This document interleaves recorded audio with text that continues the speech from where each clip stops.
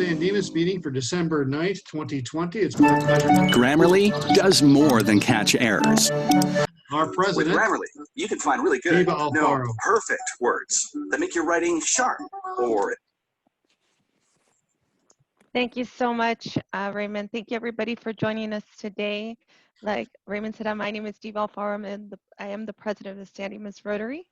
I just wanted to start the day to tell everybody, thank you for spending the time with us. But not only that, remember though, even though we're in a time where we are restricted, there are still things that we can do to help each other out, whether it be a phone call, checking up on your neighbor, social distancing, making sure that all of those around us are being taken care of, but also taking care of yourself at the same time.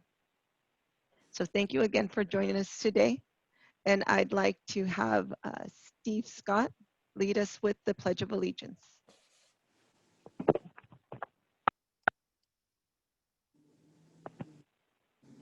Good afternoon, everybody. Please join me in honoring the flag of our country.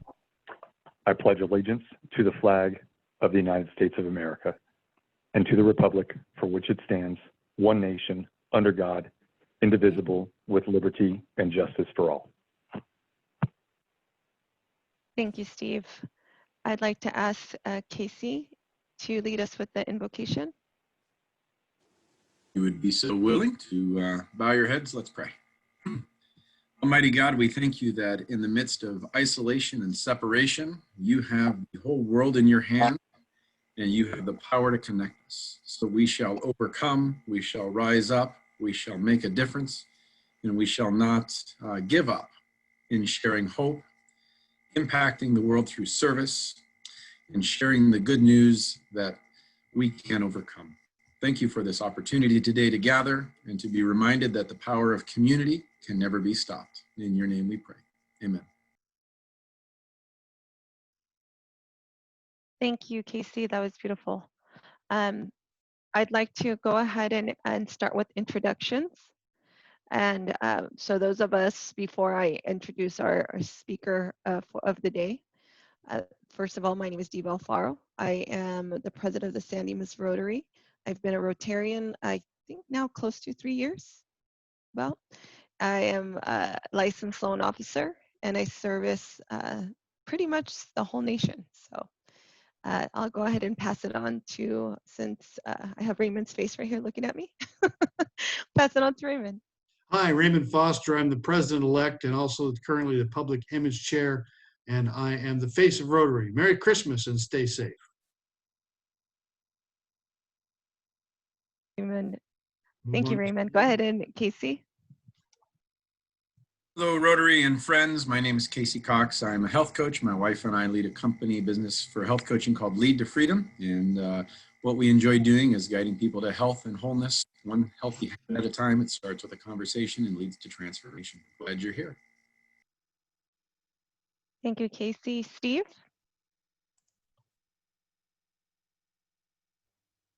Mike?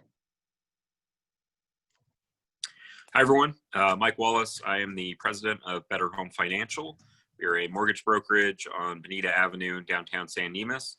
Been a Rotarian for almost 6 years, past president, and happy to be here with everyone today. Thank you, Mike. Marianne? Hello, I am Marianne Kistler. Can you hear me? Yes, we can. Okay, I've been a Rotarian for over 25 years, and I am a retired banker, and I am happy to be a Rotarian. Thank you, Marianne. Steve? Hello, everyone. My name is Steve Scott. I'm the current treasurer of the Rotary Club. I've been in the club now for about 11 years. I am also a State Farm agent in the city of San Dimas. Thank you, Steve. Alta? Can't hear you. Hello, folks. Thanks for letting me be here with you. I am president of the Verne Educational Foundation. It's always a pleasure to be here. I'm not a Rotarian, but I wanted to share one little bit of information with you. Jim's grandfather, Dwight Bradley, that lived in Glendora, was a Rotarian for probably 60 plus years. And in all those years, he never missed a meeting.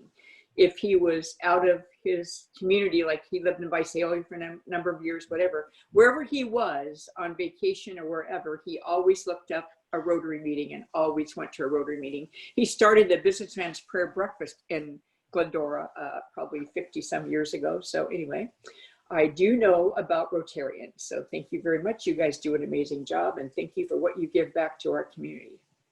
Thank you, Alta. Sylvia? Hi everyone, my name is Silvia Melendez. I'm the Operations Director here at the Dimas Chamber of Commerce. Thank you. Peyton?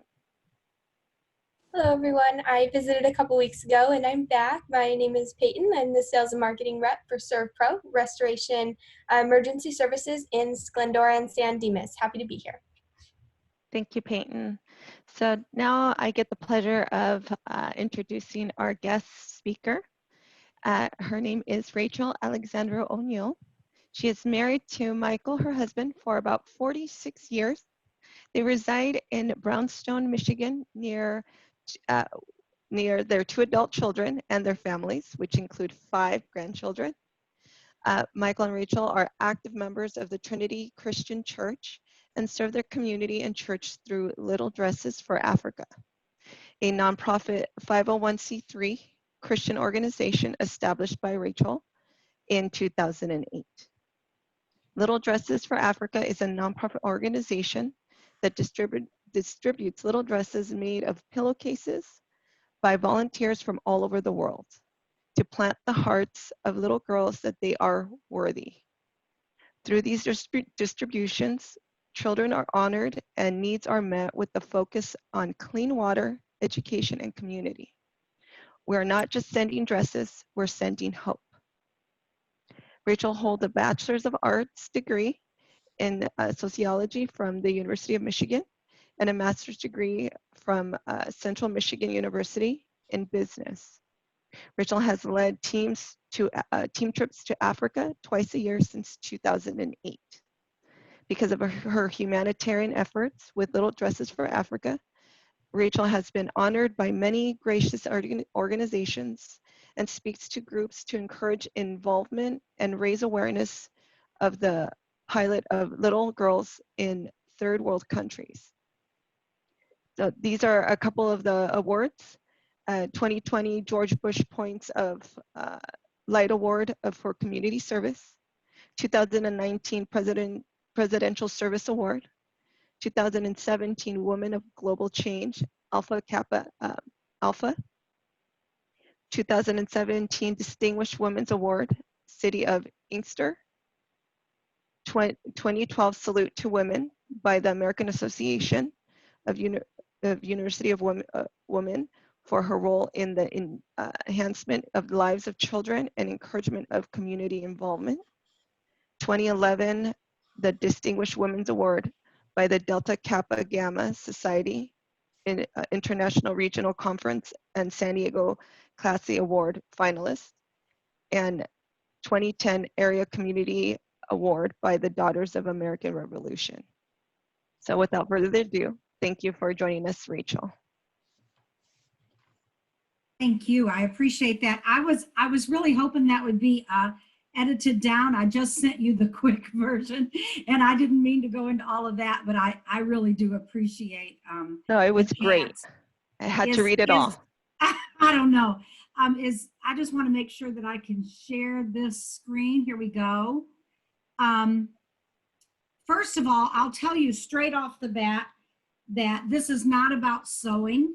Little Dresses for Africa is about helping those who are in need. I'd like to admit right from the beginning that I don't sew. So this is not trying to shame anybody into getting their sewing machines out, although if you want to, you're welcome to.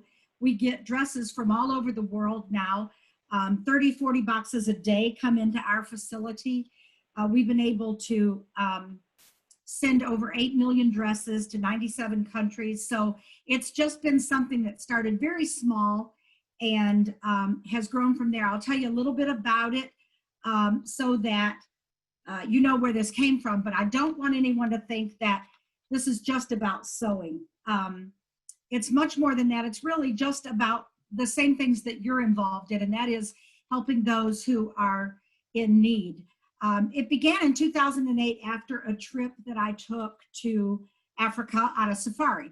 I went there just to see the country with my husband, and it was kind of a rite of passage, but I also spoke to a women's group there, and I just fell in love with the textures of Africa and the people and the sounds and the music. And if you ever have a chance to do it, I really encourage you to do it. It's fabulous. And when I saw the children there, they especially got to my heart. And I just wanted to go back as soon as possible. And so I did go back with the team 18 months after my kind of vacation. And my trips there now are much different than my first one, which was more of a holiday. There's just no doubt that the reality of Africa is staggering. In most parts of Africa and in Malawi, where our focus is, 3 out of 10 children die before the age of 5, and 30% of the remaining children die before the age of 10. And it's just a very tough life with no running water or electricity, no toilets, no showers, food is scarce, and women do the majority of the work, and the average walk to water is 5 miles, which of course leads them to contaminated streams and really a lot of danger along the way, as well as more disease from the contaminated water. And it's something that you really cannot fathom until you see it. I know we've all seen pictures of it, but in person, it's a whole different scene because it's every day, every day. The women do the majority of the work. They gather the kindling for the fire, which they cook outside in these big old pots, and it takes forever to get it done. And something you'll notice right away is that because of the AIDS pandemic that has gone across the continent of Africa, there are a lot of little children who are in charge of the babies, and really they're babies themselves. So you'll see many times a young girl that has a baby on her back, and basically the baby is her responsibility because the mother is either cooking or in the fields hoeing or doing all the tasks that mostly the women do. So I was really touched by that, and I wanted to do something right away. Despite these statistics, the children are beautiful, they're creative, they're surprisingly happy. Every time I go, and I go twice a year to lead a group of about 12 or 14, before the pandemic, I did, I'm just amazed how resilient they are and how happy they are. They can make a toy out of an empty water bottle or a piece of wire. They help each other. Right away, if you give them like a piece of bread or sugar bread, they'll run quick and find their little ones and share it with them right away. It's just a real sense of community there, which touches me. And of course, they're beautiful. They're just gorgeous. So I decided on that first trip to Malawi that I wanted to do something. And because of the little girls and the situation that they have because of their gender, I wanted to do something to make them feel good. I didn't ever intend to make it a global effort. I never intended to go the distance. I just wanted to make some little girls feel good about themselves. And so I set out to take some little dresses back. I was going to put it on them and say, "You're beautiful." And I got a few ladies together at the church building. I think there were 6 of us at our first meeting, and just decided on a simple pillowcase pattern because the pillowcase already has the hem and sides in it, and it's perfect as a little sundress. And so that's what we started with. The pattern's on the website if anybody does want to sew them. And we'll take other simple dresses as well. But all I wanted to do was take 1,000 dresses to the village of Ncheyu, which was where we had stayed. But in no time at all, it was just blown away. And since that time, we have a warehouse that was formerly a church building, and the boxes come in every day, 30, 40 a day. And we have distributed in 97 countries. but it's much more than just the dresses. We first of all make it our goal to distribute the dresses in remote villages. We do not want to do anything that is going to mess up their economy or affect them in any way as far as what they're making themselves. In fact, we encourage by setting up sewing centers to teach them how to do it so they can make their own things and sell them in the village. But when they get these dresses, they're just so excited because a lot of them have never knew anything. And more than that, they don't receive things without expecting something in return. And so at first they're a little bit scared, and then they realize that we're not going to ask for anything. We're not going to demand anything of them. And then they are really happy and excited to get their little dresses. And of course, we do take care of the boys as well. We started a program called Breeches for Boys. Although I will admit the boys come second when we go there, but that's by design. We're really trying to teach them to honor women so that they understand that we're all God's children, that we do not have to be, it's not a feminism, it's a matter of we're all valuable. So we try to share that message with them, and we try to plant in their hearts the little seed of hope. And that's really our goal there. It's not just clothing, because, poverty, which is staggering there, it's not about just lack of food or clothing.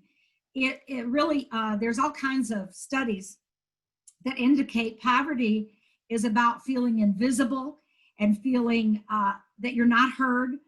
And in a community like this, where community is everything, that's how they survive, it's how they get along, it's how they're safe. It's very important to give them some hope that they can make a difference and that they can rise above their situation. Otherwise, it's really just devastating. So really, these dresses are how we connect with them. And all of them, we try to say, we're not just sending dresses, we're sending hope. And hope really is the key as we pass these little dresses out. And they come in from all over the world. And it's really exciting to see how cute they are and how nice. As we get to know these villages, the people in the village, we go into the villages with our teams, and we give out the dresses and the shorts and the flip-flops and toothbrushes and things that we can get there. We realized right away that we cannot do it all. But we try to concentrate on three things, as was said: clean water, education, and community. We don't try to reinvent the wheel. If someone's already doing a hospital, we can sometimes take hospital supplies in our containers, but we just support the teams that are already there. And all of our projects are on the website.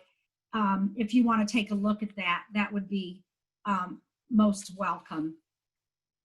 But what we do is just take these, and there you can see there's all kinds of little dresses and shoes. One particular project that really was something that just came out of our being there that was really surprising. We noticed that these young girls were sitting around and not going to school, and we just asked, we were just talking, and it turns out that they were not able as young women to manage their menstrual cycles.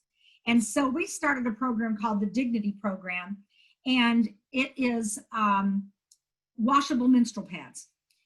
We don't want the big corporations to bring in disposables. They don't have a way to take care of that. It would cause a secondary problem that would be worse than the first, maybe. So what we do is we teach them how to sew the Dignity Program pads. We take them underwear. We talk to them about hygiene and sanitation. We talk to them about not being embarrassed, that this is part of their biological makeup and it's okay.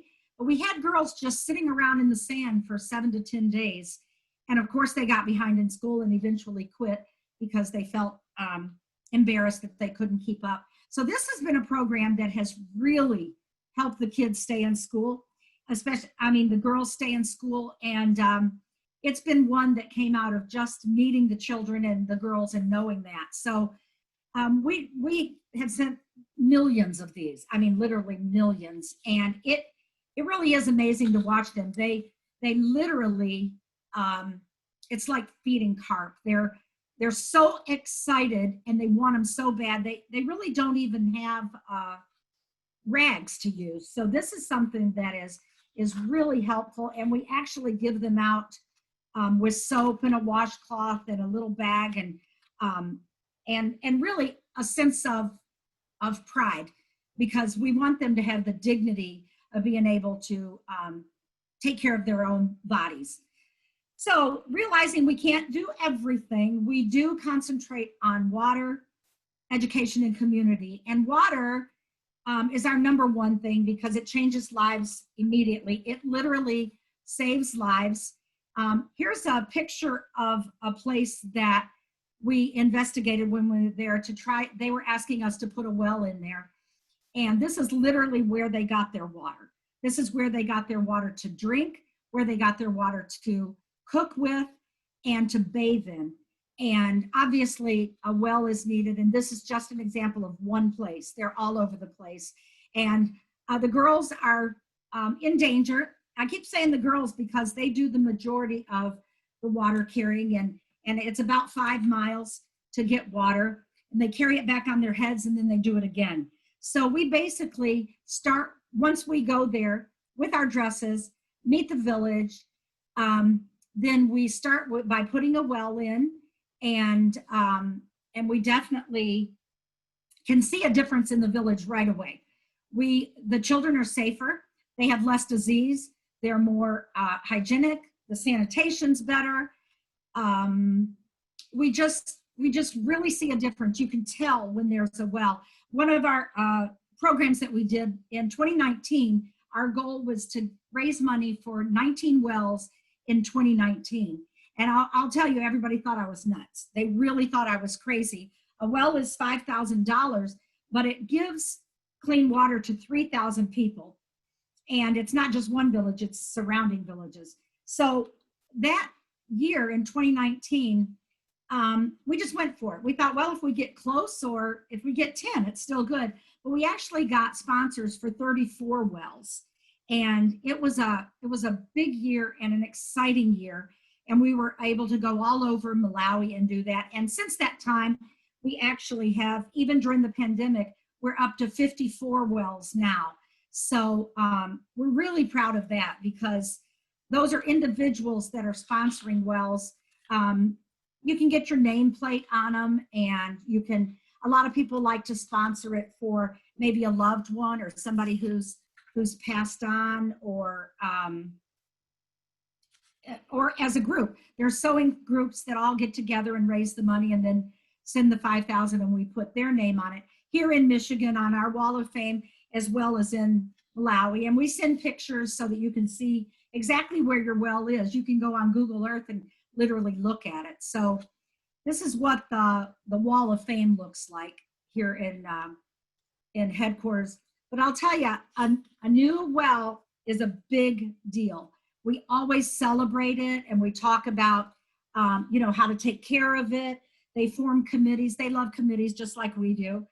And they talk about keeping it in good order so the kids don't hang on it and make it weak, and maintain it. Sometimes just a screw needs to be maintained on it to keep it in working order. So that's why we stay in the country of Malawi, because that's where we go and that's where our warehouse is, and we can check on our wells. We have a really strong team there of people that live in Malawi that are locals that work with us. So our second focus is education. And this was the first school we made. We built this, it's called the Nan Ray School of Learning. It's named after my mother, who was an educator. We really believe in education because it breaks the cycle of poverty. And we like to concentrate on preschool so that, this is our second school right here in Mataka, because the kids have to finish preschool and get a certificate, or they can't go on to the free schools, which are secondary schools. And so by the time they're old enough to realize it, if they're orphans, then they already are embarrassed because they're so much bigger than the little ones, and they don't want to go. They've already lost interest. So we try to catch them right at the beginning and get them involved with activities, with games, with of course the clothing, the shoes, that kind of thing. And what happens in Africa, when you have a school master lives right in town with you and in the village, and it raises the level of learning right away, because Africa has a lot of false and mystical information that's passed on from generation to generation. And when you have a teacher, they're a figure of authority, and they can say, no, that is not true. That is not what keeps AIDS away. That is not what causes sickness. Sanitation, hygiene, and they can spread truth and correct education. So it's right away a healthier village when you can have a school, regardless of the size, because they have more correct information given to them. And we send things like coloring books, like this is in their language, Chichewa, in Malawi, and it talks about clean and being taking care of things. Color crayons. This girl right here, this lady, we thought it was for the kids, but literally had never held a crayon before in her life. So we're finding as we go and we work in these villages all over the place, it's really for everybody. And it grows self-esteem. It gives them hope for the future. It breaks the cycle of poverty, and it encourages them to kind of stay the course and not get left behind. We also work with community, which is our last focus. And community is especially important in Africa because of the African culture. It's how they protect each other. It's how they look out for each other. They feed each other. They clothe each other. They parent each other's children. If the orphans live in a village, they're going to be taken care of by somebody. Someone's going to hand them something. So this building here is a building that Little Dresses for Africa built. It's called the Namoyo, which is my name in African. They call me Namoyo, and it means one who brings rain. I thought that was a really sad thing at first, but it turns out that's a wonderful thing, because rain is a blessing. And so once I understood the culture, I realized that was a compliment to be called Namoyo. But this is a school we built for young girls. These girls have all been rescued from child marriages. They were taken from villages at around 10, 11, 12 years old and made to be wives of chiefs and other people. And we work with a lady named Chief Kachindamoto. I don't know if you've heard of her, but if you haven't, it's just like it sounds, Kachindamoto. She's a fabulous woman and a very good friend of ours who goes in and rescues. She's a female senior chief, and in itself is a big deal. And she goes in and rescues these girls from early childhood marriages. And then we built this dormitory for them to live in while they're in school to keep them safe. So we want to keep doing that as well. We just, we work with groups that are already going on. For instance, medical days. When we go there, we work with the mobile clinic that has the ability to go, but they don't have the supplies. So when we go, we pay, it costs $1,000 for each medical day. We go and we support, like this guy here, he's a veterinarian in Colorado, but he can check for worms, he can check for malaria, he can do the things, and we can all support this mobile clinic with the doctor that they have if we just give them the money to do so. So we don't redo everything. We support things that are already well run, which is the mobile medical days is one of them. We also do something called Buckets of Hope. And this is something where we buy the supplies right there: oil, sugar, rice, soap, washing soap, laundry soap, body soap, tea, Vaseline, which they use for everything, the cooking oil. And we give these to people who are maybe child-headed families who are raising little ones and they're young themselves, to give them some relief, or people who are suffering from AIDS and can't get out because they are not well enough, so we take it to their villages and their homes, and we also give it to widows. And this right here, believe it or not, plus what's in this bucket is enough for a month's supply. So they're very excited when we come, and we try to do as many of those as we can each visit, a minimum of 200, but sometimes many more than that. We also support a group called the Baby Crisis Center through Ministry of Hope. And these babies are found on the side of the road, and they're not adopted all the time. Sometimes they're taken back to their villages if they can find somebody. They would rather do that. But this is a really good program that we also support through Little Dresses for Africa. And we try to follow up on both of their locations and at their feeding centers to supplement the work they do, which is also good. We work within the cultures that is already there. We don't try to make them Americans. We don't try to say, be like us. We actually think that they can teach us a lot, and that's our focus. So we do a lot of just identifying the needs through the three things.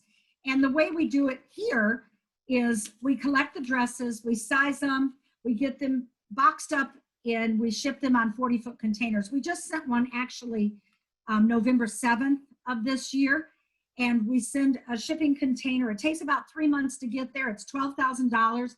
So we raise funds for that with our fundraisers, and then we send things like wheelchairs, bikes, which are not recreational, they're actually transportation, or they stack things up on top of it to get from village to village.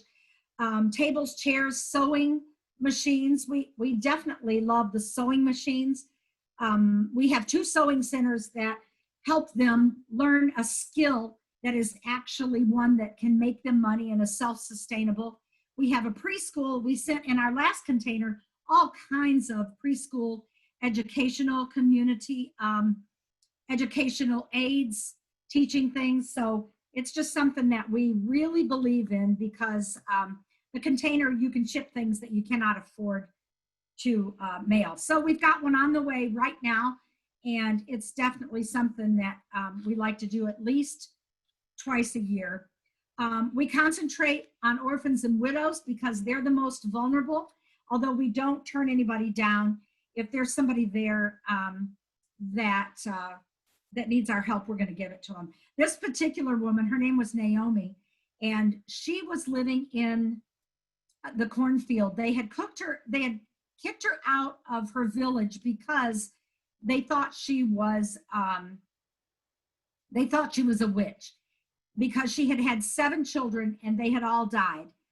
And because they had all died, the village decided this woman was a witch, and they just tormented her. They ended up, every time she went to go get water, they would come and ransack her tiny little hut that used to be for storing corn, and she lived there. But basically, when we found out about that, we built her a house, a very conservative brick house. The community made the bricks. We always asked for community involvement. And we talked to them and said, look, she has something wrong with her blood where her children can't live. And in Africa, that's something they can't do anything about. And so we told them, this is not a witch. This is somebody with a medical condition. And we want you to respect her and stop tormenting her. So last we heard, and when we checked, she was doing fine, and they had moved her closer, where we built the house, closer to the village, and she related that she was doing better. We can't do that for everyone, obviously, but this was a situation we couldn't ignore. And you know, of course, when we have our schools and when we go there with our teams, we always make sure there's a feeding program and education, and just all of the projects that we do through Little Dresses are to encourage them to have just a seed of hope that's planted in their heart, and so that they can know that someday that they can try to get out. When we talk to people that have had some kind of help like this, they tell us that when they put the new shirt on, or when they were given a chance, or when someone built a school near them, that it gave them the hope that they really were able to get out of that. Basically, that's it. There's an African proverb that I like to remember, and it's, let me get it right. If you want to go fast, go alone. If you want to go far, go together. And I just really think that's kind of the mantra of what we try to do with Little Dresses for Africa. People are working together all over the world. We have 9 countries that are also collecting little dresses and sending them directly to people that we have vetted, so that we know that they're actually getting to the children. It's become a very efficient way to get relief to people.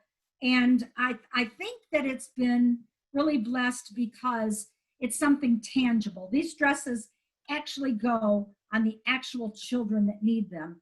And then out of that, people see the projects and are able to fund them with monetary gifts, so that we can continue to offer hope in the way of clean water, education, and community. So that's who we are. If anybody has any questions, I'm happy to try to answer them or make up some stuff. What we'll do, Rachel, is for time, we'll hold the questions to the end so we can get the Okay. list of speakers. But thank you so much for your presentation. I mean, it was really great, everything you Thank guys you. do. So Okay. I'd like to go ahead and pass it along to our Fast Craft Talk with Silvia.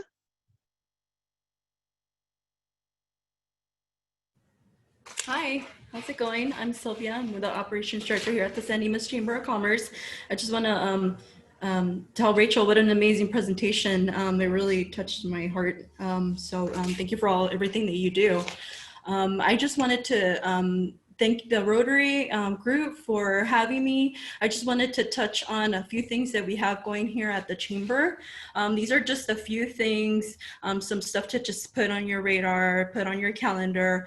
Just recently, we partnered with the San Dimas Parks and Rec Department, and we had the 12 Days of San Dimas. We just actually wrapped that. We had the San Dimas Discount Day.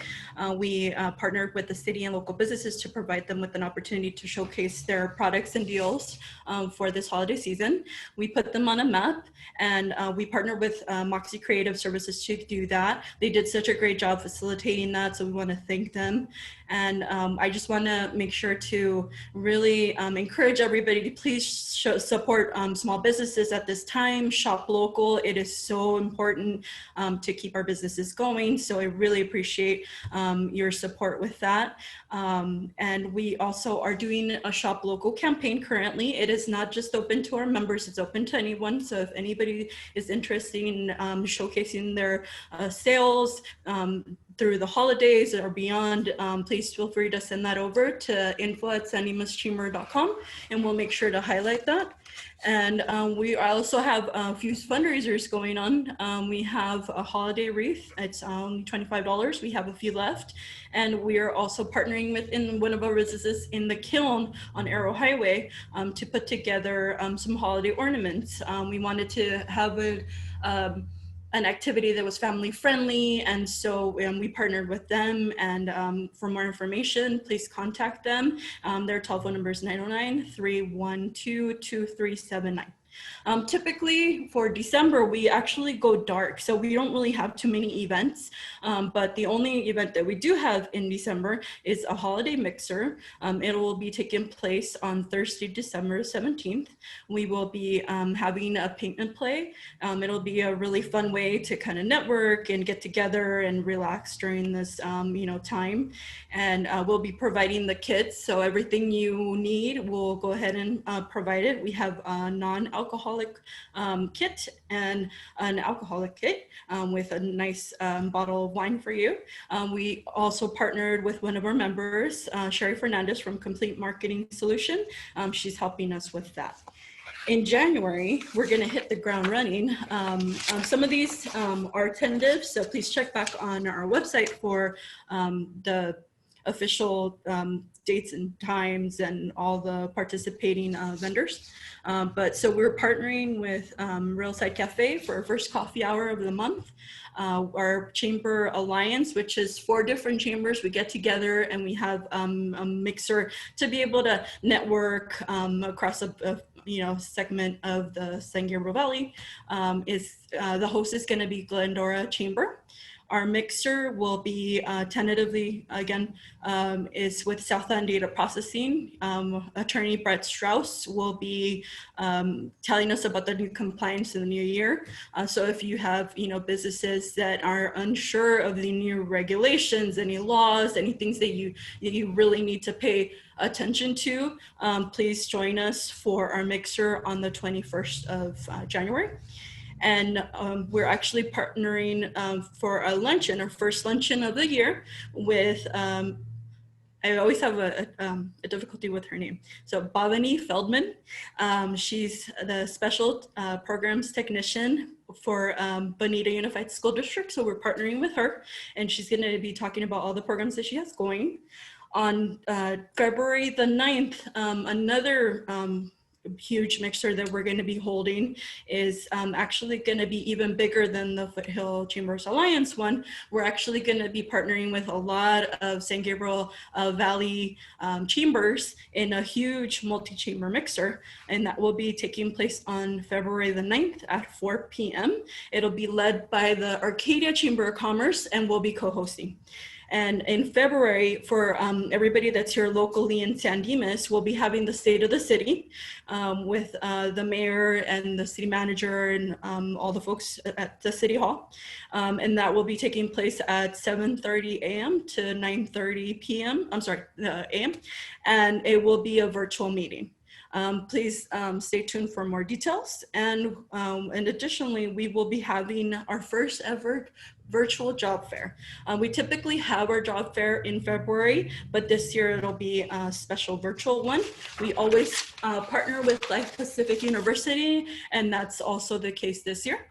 And so right now we have the applications are open for anybody that's interested in being a vendor there. So please reach out to us if you have anybody that is interested in taking part in it or wants to be a vendor as well.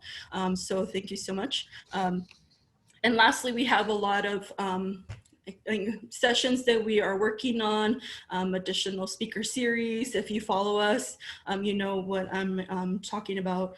And we also have more information newsletters coming soon. And we have actually a second round with Public Works Department at the city for info sessions on the growing downtown progress and resources for businesses. So stay tuned for that. I don't have the official date yet, but it's coming soon. And I also just wanted to thank everybody so much. If you guys have any questions, please feel free to contact me. I know it went a little bit fast, but it was to 5 minutes. So I just wanted to make it quick. Thank you so much, and I appreciate your time. Thank you, Sylvia. You were really a speed racer with that. Really quick, really quick. Hey, you said 5 minutes. So next, I'm actually going to go to Alta for the Action 360. Hello, folks, again. I wanted to give you an update on the foundation and what we did with our 5K challenge, and I want to thank all of you that helped support that. We were able to raise about $20,000. Through sponsorships and registrations. We also had a very nice lady that donated through her company, a direct donation of $15,000 to our wellness initiative. So that's really exciting. The wellness committee chose to try to spend some of this money on the classified staff at Bonita Unified. For those of you that possibly are not familiar with the school system and how that works, classified people are all of the people, all of the folks that are your bus drivers, your custodians, your campus supervisors, your secretaries in the office, your health clerk, your grounds people. They are all your classified employees. And these people have just really stepped up to the plate during COVID, and they're they're just doing everything they can to help support the kids. Your instructional aides are part of this, but they're all working very hard to help Bonita provide distance learning. So we want to recognize them for what they have been doing during all of this. So that's kind of where we're out there. So if any of you want to donate to the Education Foundation so we can give a little bit more, hey, feel free to do so. We're always in the mood for taking money. And I also wanted to tell Rachel what an amazing job you guys are doing. I mean, I have spent my life volunteering, not my life, but 45 or 50 of my years have been spent volunteering. So what you guys are doing is just amazing. We do have an organization in town that's a global organization called Suchi, and they do a lot in Africa and in all these other countries as you folks are doing, and they're first responders. So anyway, my hat's off to all of you that have gotten out of your backyard into somebody's backyard that's strange territory with different customs and cultures. And so I cannot thank you enough for what you folks are doing and how you've enabled a whole global atmosphere to join you. You're an amazing lady, and if I could give you an award, I'd give you one too. Thank you. Oh, that was very nice, Alta. Thank you so much. And thank you for everything you do as well for the community. So briefly, we'll just go over the calendar and see what's coming up. So we do have some open spots for speakers. We're getting our next year's calendar ready. So please, those that have joined us today, thank you so much. And see that we do have some open spots for Action 360, for our Fast Craft Talk, and we would invite you to come back and join us again for that. Let's go ahead and, Raymond, do we have anybody for the 4-way test? We do not. But I'll put it up here, and I think that if you were just to read it for us today, that'd be fabulous. Okay.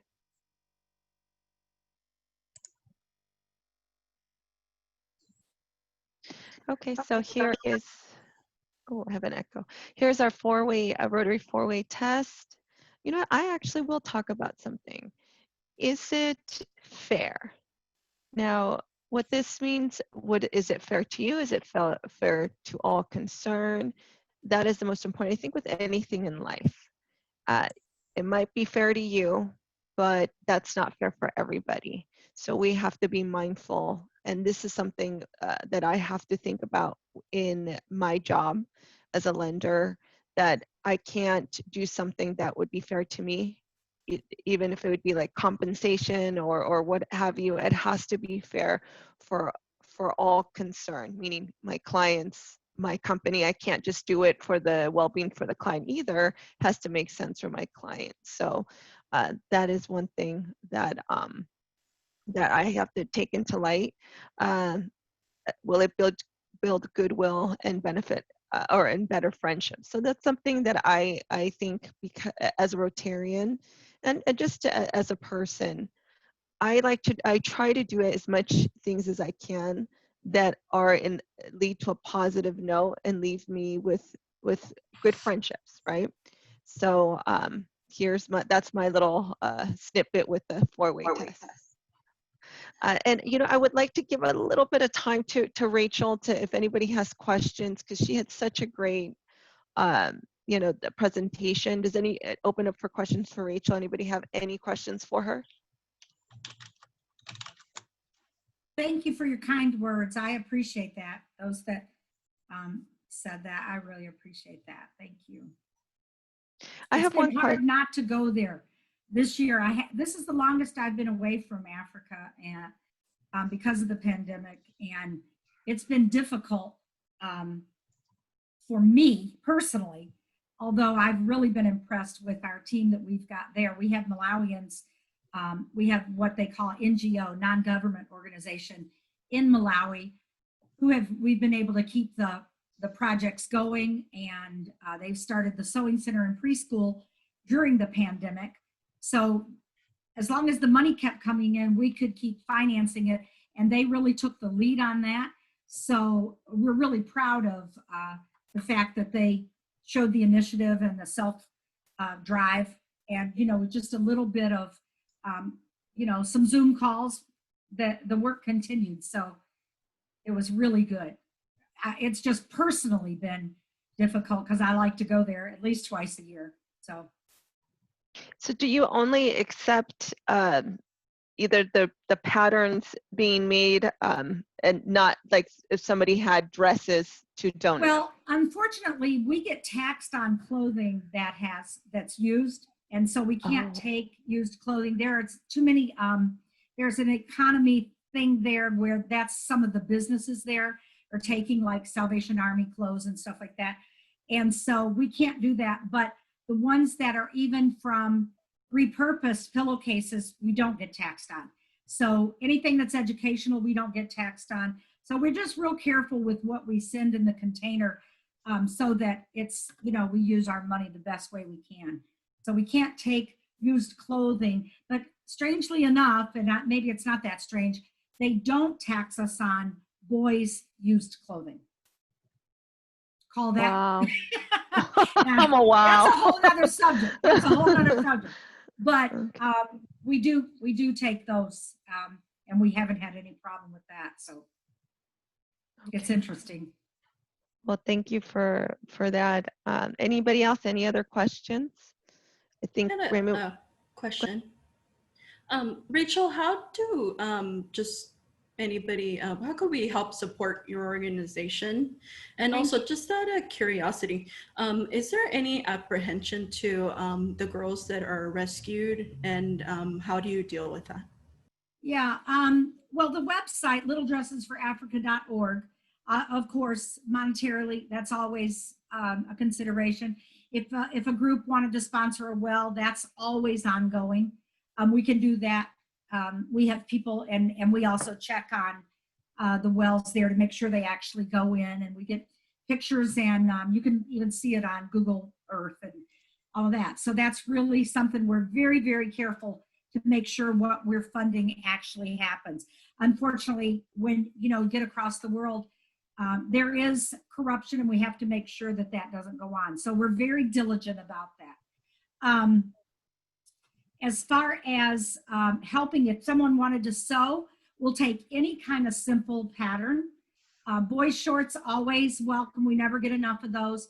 But even any little sundress, we try to avoid buttons and zippers because they just don't have any way to repair them. So anything simple, there's no patterns or colors or anything that we have to avoid from a cultural standpoint. Christmas, all of it is fine. The only thing we avoid is just things that will make it complicated, like fancy dresses. They just don't work there. So we try to make it cotton or something that's a light, nice, light material for most of the climates in Africa. Because we do go beyond Africa. We've had 97 countries, 47 of which are in the continent of Africa, but others are Honduras, India, the Philippines, Vietnam, anywhere, South Dakota, right here in the US. But I have to admit, our US kids are not as welcoming to the sundresses. I think we're just a little spoiled, if you want the truth. I'm trying to be nice, but we don't have as much call for it here, although we would be happy to. We do supply school supplies and things like that in the United States. So those are universal. As far as the girls that are being rescued, yeah, it's a dangerous situation. That's why the dormitory was so important, because Chief Kachinamoto was getting them out of these situations, but then they had nowhere to live while they were going to school. So they were vulnerable on the way to and from school. If they had to rent out a room or stay with someone, they were really vulnerable when they were going back and forth to school. So we've got them staying in the dorm, and there's also a protective fence around it. There's a guard that we pay for.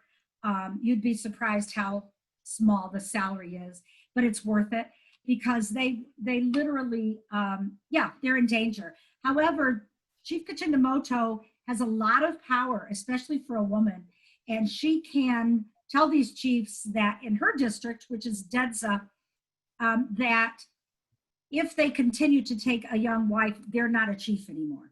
So she'll take that from them. And she has de-chiefed some people, a lot of them. And I think, well, quite a few, and I don't have a number on it now. But that's the way that she keeps that from, you know, from them going back. Well, thank you, Rachel, for that information, and thank you for those that joined us today. We are just out of time, but thank you so much. I mean, what a great great organization, things that you do, and thank you everybody that joined us today and took the time, their lunchtime, to spend it with us, and all the great things everybody's doing for our community and around the world. So I will leave everybody with have a great week. Be kind to everybody else, everybody around, family, friends, everybody. And also to add to what Sylvia said, buy local, everybody. We all need help. We all need support. And it can just be the difference between buying your Christmas present from a small business owner that can make the rest of their month. So I want to thank everybody again and have a great rest of your week. Thank you. If anybody wants to contact me, it's Rachel@littledressesforafrica.com. Thank you again. Thank you, Rachel. Thank you, everybody. Have a great rest of your day and rest of your week.